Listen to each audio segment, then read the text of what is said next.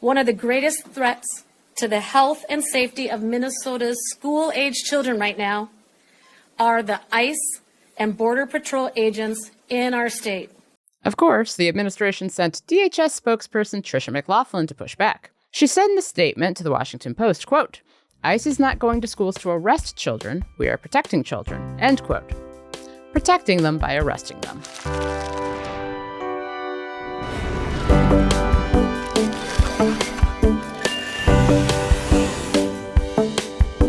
It's Thursday, February 5th. I'm Jane Coaston, and this is What a Day, the show that appreciates Vice President J.D. Vance for asking right-wing podcast host Megyn Kelly the important questions. Like, why wasn't CNN host Caitlin Collins having more fun in the Oval Office Tuesday when she questioned the president about convicted sex offender Jeffrey Epstein's victims? I mean, there was a moment in the Oval Office, I wasn't even in there, but, I was in the West Wing, and somebody sent me where he was talking to Caitlin Collins, who's the CNN anchor. And I have, a decent relationship with Caitlin Collins, which is unusual given that she's from CNN. But the president, she's asking a question. The president says, "Why don't you ever smile?" Yeah. And it's actually, so perceptive. Even if you're asking a tough question, even if you take your job very seriously, why does it always have to be so antagonistic? Well, I laughed because I saw online everybody was calling him sexist for saying that. And I literally said the same thing about Caitlin Collins a year ago on my show. She never smiles. Yes. Every once in a while, you have to smile. Roger Ailes used to tell us that. Every once in a while, you can remember to smile, show the viewers that you have a heart. Have some fun, yeah. Right? J.D. Vance, do you think the sexual assault of young women and girls is fun? On today's show, can California cheat and gerrymander like Texas can? The Supreme Court makes its ruling. And President Donald Trump's quest for immortality could leave us all with a mighty eyesore. But let's start with the economy, which is in the same weird place it's been for the past few months. Hiring is down, the cost of living is up, and no one really knows what's coming next. And that uncertainty is partially thanks to AI, which everyone says will change work as we know it.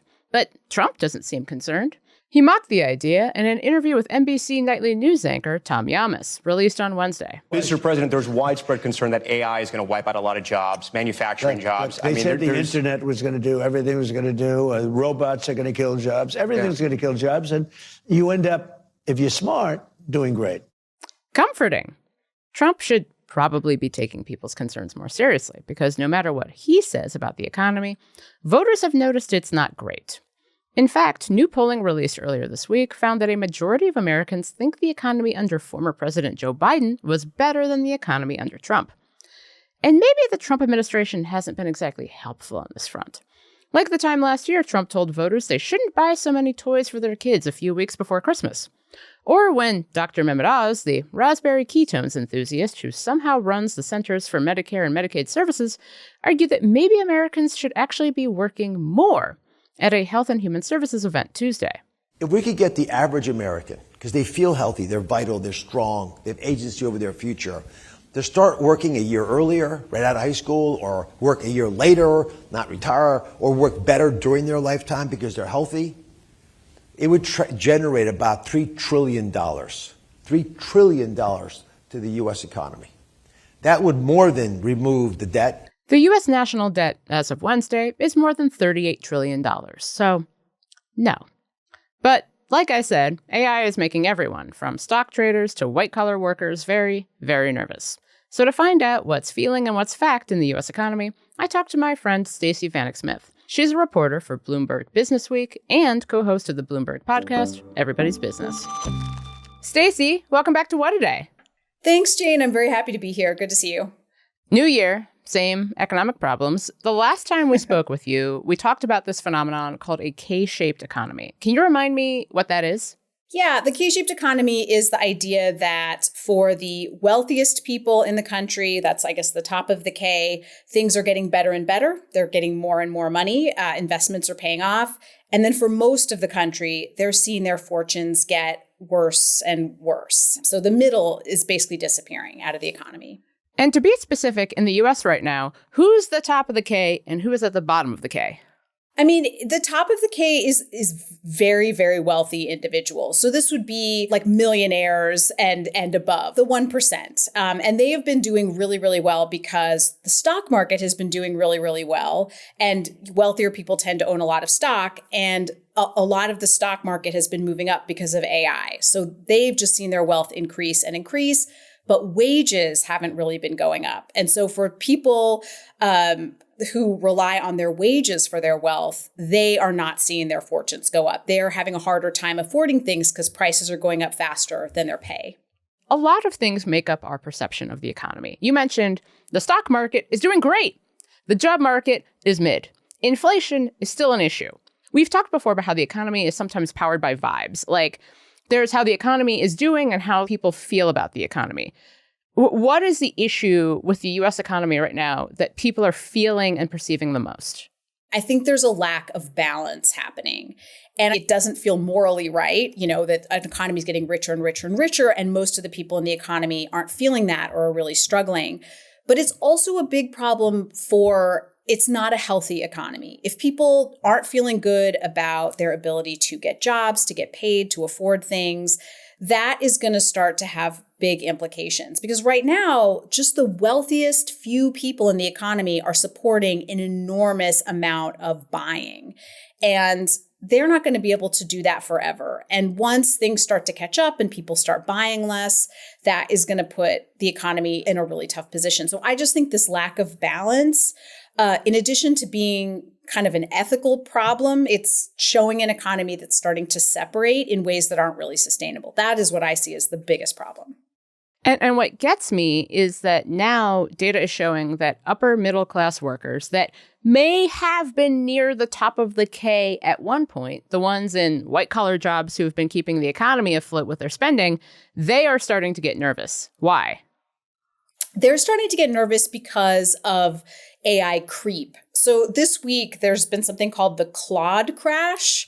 Claude is one of the artificial intelligence programs that's gotten really popular. Its parent company, Anthropic, has released a bunch of sort of plugins that you can use in your computer, and they can do all kinds of things for you. And they just did a drop this week that had all kinds of legal tools. And then I guess quite easily you could see how you could use them for financial services. So all these stocks and all these companies, law firms, financial services firms, Salesforce, Thomson Reuters, started to see their stocks go way down because all of a sudden people were like, wait a minute, a lot of what you do can just be replaced by AI. So I think people are starting to get a sense of how AI is going to potentially take jobs. Yeah, and it's interesting because I've seen that also with like software developers. You don't really need software if you have AI. And the thing is, we've been hearing that AI is going to transform work as we know it. The stock market is reflecting a fear that AI is going to take away jobs. But is it already actually taking away jobs? Is this kind of premeditated worrying? That is a really good question. And a little bit nobody knows. I mean, I think there's a huge fear jobs are going away and maybe jobs are going to be created. A lot of jobs are going to change, but nobody kind of knows exactly how that's going to show up or how big of a deal that's going to be. I will say that the company Challenger Gray and Christmas, which is an outplacement firm, they do a lot of research, said that AI was cited in more than 50,000 layoffs last year. And we just saw a whole bunch of layoffs from Amazon, about 30,000 people recently. They have mentioned AI too. So it's not necessarily totally direct, but certainly I think we're going to start to see good, high paying jobs that, tend to have people working them who live upper middle class lives, really taking a hit, potentially losing their jobs or at least having trouble finding new ones. The thing is, Stacey, the job market's been kind of steadily mid for a while now. According to new data from ADP on Wednesday, private companies only added 22,000 jobs in January. So is the job market actually bad? Or does it just feel bad? What do we know? I think mid is actually the perfect word to describe the job market. So on the one hand, we're not seeing huge levels of unemployment. Unemployment is still below 5%, which historically speaking is quite low. The thing that we are also seeing at the same time is no hiring. There's kind of a frozen job market right now. Hiring levels are the lowest they've been in decades. They're calling it a jobs recession because hiring rates are so low. So what that seems to mean is companies, and there's a lot of speculation as to why this is, some people say it's because of AI, are kind of in this holding pattern. They're not laying a bunch of people off quite yet. I mean, in some fields, yes, but in many fields, no. But they're also not hiring. There's just kind of this weird frozen feeling in the job market. As you mentioned, we've seen a few companies make major layoffs, especially Jeff Bezos' companies. Last week, Amazon cut 16,000 jobs, and then on Wednesday, the Washington Post laid off about a third of its staff. Bezos is a billionaire. What is the fact that even his companies are cutting back? What does that tell us about where the economy is heading? That's a really interesting question and a really interesting point. I mean, Amazon obviously is doing really well. There are these, 7 companies that are very huge companies. They're called the Magnificent Seven, and they have basically been leading the charge in the stock market. And Amazon is one of those companies. Amazon has been making money hand over fist. They are doing awesome. So why are they laying people off? They're trying to keep maximizing their profits. They want to keep making more and more and more money. So they're not laying people off because times are bad, but they're laying people off, I think, because they can, which is very worrisome and does show you something about the job market that we're in right now and why workers maybe don't feel great about the economy and the power that they have in the economy, because there's a feeling of like, well, we can lay them off, so let's do it. I feel like it's the exact opposite of how things felt a couple of years ago, where it very much was like the job market was so tight that companies were trying to hang on to everybody. And there definitely seemed like it was a real workers' market in terms of jobs. So now that we're in an economy where profits are everything and the worker comes last, what should Americans look out for? Because I feel like historically, this hasn't ended great for everybody. It's interesting. A lot of people are comparing this to like the Industrial Revolution. Right. A moment where there's this huge shift in technology. And so things really start to shift. Some jobs go away, new jobs are created, but they're not necessarily jobs that people have qualifications for. It can be a really rough time, especially for workers. And you're right. I mean, not that long ago, the job market was so tight that, people were asking for raises. There was all kinds of job jumping. We were getting benefits and meditation rooms and working from home benefits and actual raises, and people who were very disadvantaged in the economy, people with like potentially criminal backgrounds or people who'd taken big breaks to do other things were actually able to re-enter the workforce. For the first time in a long time, real wages started to rise. That period seems to be over right now. And it does seem like companies have a lot of the power again. And I think there's a big worry that AI will mean companies have even more of the power going forward, because they don't necessarily need workers to do the things they can do. They can experiment with having AI do certain jobs. At the same time, obviously, new jobs will be created as this technology evolves. And us as workers, people in the economy, we can use AI as assistants and things like that too. So it's a little bit mixed, but it's a little scary to be a worker right now. Stacey, as always, thank you for joining me. Thank you, Jane. It's good to see you. Look, I get it. Following the news right now is Garbage Town, USA. But here's why you should subscribe to What a Day anyway. Every day, we break down what's actually happening. We talk to experts who know their shit and people who are living through this stuff. You get the story and why it matters. What a Day is here to help you get through this. And while it can be tempting to simply tune out, we give you a platform to stay informed and engaged without losing your mind. Like a little bit of sugar to help the horrible news go down. Our show is fast, ruthlessly fact-checked, and, dare I say, even a little bit fun. We're in this together. Subscribe so you can stay informed and then scream at people on the internet about it.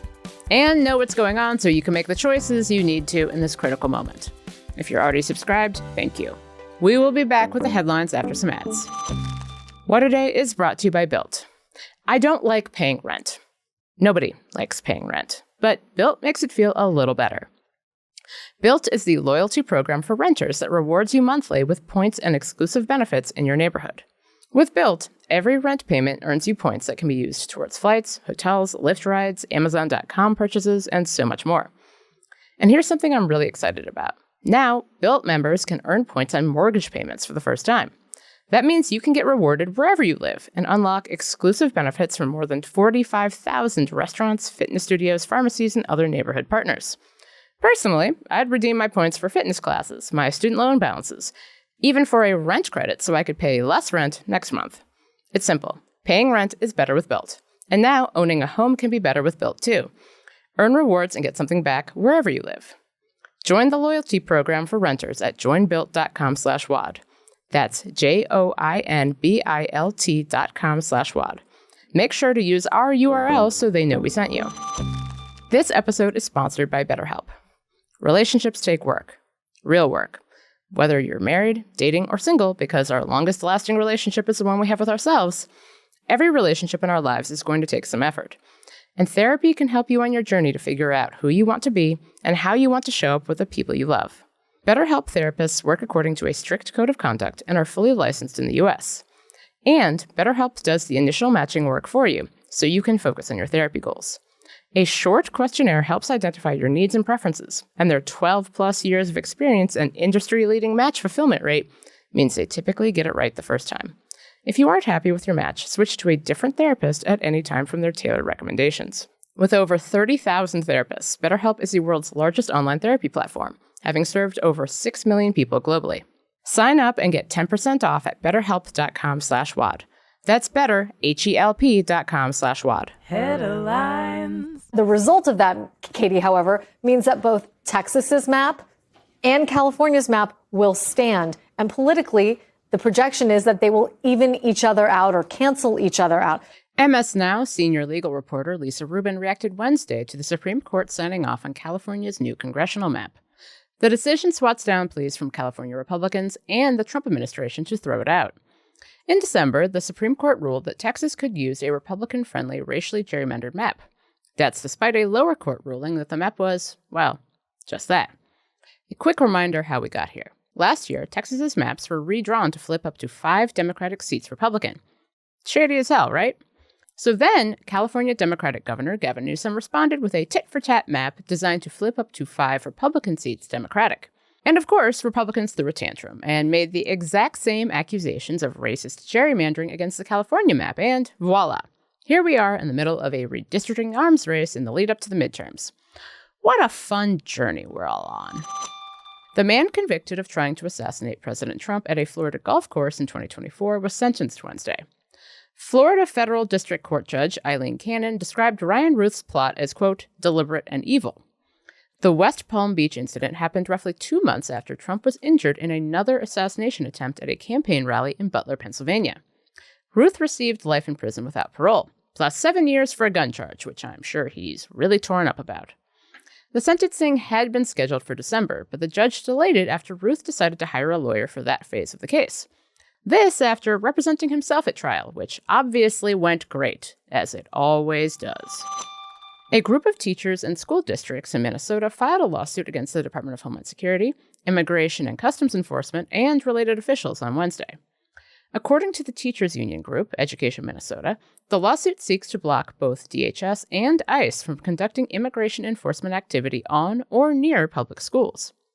In a press release, the group argues, quote, recent federal actions have disrupted education, endangered students, and driven families away from classrooms. Education Minnesota President Monica Byron, who you heard on the show last week, spoke about the suit at a press conference. The Code of Ethics for Minnesota educators states, quote, a teacher shall make reasonable effort to protect the student from conditions harmful to health and safety, unquote. Although it pains me to say this, one of the greatest threats to the health and safety of Minnesota's school-age children right now are the ICE and Border Patrol agents in our state. Of course, the administration sent DHS spokesperson Tricia McLaughlin to push back. She said in a statement to the Washington Post, quote, ICE is not going to schools to arrest children. We are protecting children, end quote. Protecting them by arresting them and their parents. Meanwhile, Trump border czar Tom Homan made his own separate announcement on Wednesday. He told reporters that more officials in Minnesota were cooperating with federal immigration enforcement and, given this increase in unprecedented collaboration, and as a result of the need for less law enforcement officers to do this work in a safer environment, I have announced effective immediately we will draw down 700 people effective today. 700 law enforcement personnel. Hey, 700 is not nothing. A win is a win. Homan says that leaves around 2,000 officers in the state. President Trump plans to install a statue of Christopher Columbus on White House grounds, according to sources who spoke with the Washington Post. The piece is a reconstruction of a Columbus statue pushed into Baltimore's harbor by protesters in 2020. Trump's reasoning for putting up a statue of a man who never actually reached America and was put into prison by the Spanish monarchy for being such a terrible person? The Italian vote. As Trump told reporters last month, quote, "Remember when you go to the voting booths? I reinstated Columbus Day." He didn't. It's the latest in Trump's major kick to reimagine the White House and cement an American legacy preferable to him. And who better to immortalize than Trump himself? Trump's latest vision? A 250-foot triumphal arch that towers over the Lincoln Memorial from across Washington's Potomac River and stands almost as tall as the U.S. Capitol. The height is no coincidence. According to the Washington Post, it's an homage to America's 250th anniversary. This would also be the tallest arch in the world. Arc de Triomphe? Meet your gauche American cousin, l'Arc de Trump. And that's the news. That's all for today. If you like the show, make sure you subscribe, leave a review, celebrate the Spanish figure skater who will now be allowed to perform his Minions-inspired short program at the Olympics after dealing with copyright issues, and tell your friends to listen. And if you're into reading, and not just about the 6-time Spanish national champion finally getting permission from Universal Music to do the routine, which features a dance sequence to Minions saying the word papaya with an EDM beat, like me, What A Day is also a nightly newsletter. Check it out and subscribe at crooked.com/subscribe. I'm Jane Coaston, and honestly, you never think he'll discuss a Minions-themed Olympic figure skating routine, and then the moment comes.